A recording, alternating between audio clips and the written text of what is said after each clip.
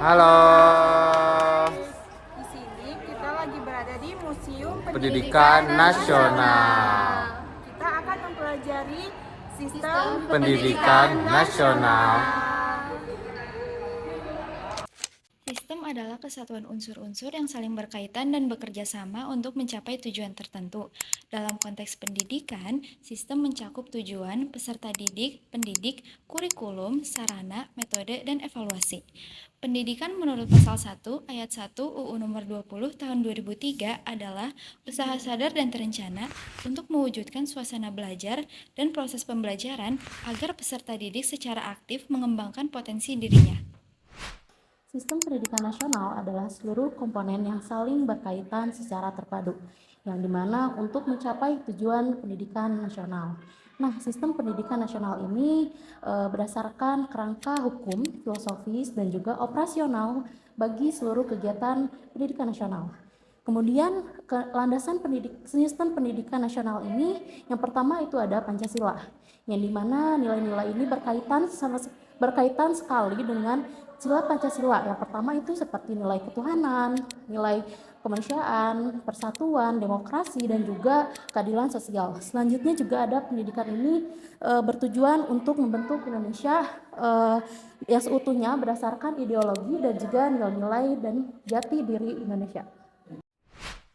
Fungsi pendidikan nasional dalam pasal 3 Undang-Undang Sisdiknas adalah mengembangkan kemampuan dan membentuk watak dalam rangka mencerdaskan kehidupan bangsa.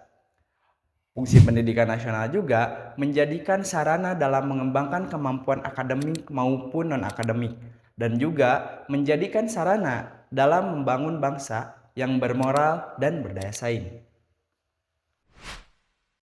Tujuan pendidikan nasional dalam pasal 3 Undang-Undang nomor 20 tahun 2003 adalah agar pengembangan potensi peserta didik agar menjadi manusia yang bertakwa dan beriman kepada Tuhan Yang Maha Esa, lalu berakhlak mulia, berilmu, cakap, kreatif, mandiri, serta menjadi warga negara yang demokratis dan bertanggung jawab.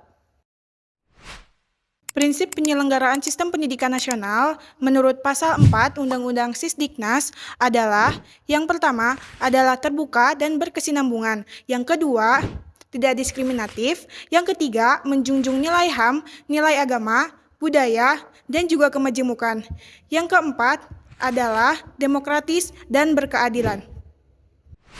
Terdapat 7 jenis pendidikan menurut pasal 15 Undang-Undang Nomor 20 Tahun 2003. Yang pertama adalah pendidikan umum seperti SD, SMP, dan SMA.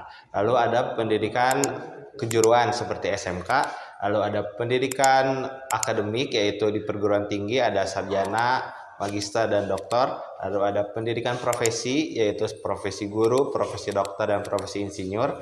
Lalu ada pendidikan vokasi yaitu diploma 1, 2, 3, dan 4. Selanjutnya ada pendidikan keagamaan seperti pesantren dan madrasah diniyah. Lalu yang terakhir adalah pendidikan khusus yaitu seperti SLB dan sekolah inklusif. Peran pemerintah dalam pendidikan adalah: Yang pertama adalah menjamin pendidikan bermutu. yang kedua, menetapkan kebijakan nasional pendidikan. Yang ketiga, menyediakan anggaran pendidikan minimal 20% APBN dan APBD. Peran masyarakat dalam pendidikan adalah yang pertama, berpartisipasi aktif dalam penyelenggaraan pendidikan.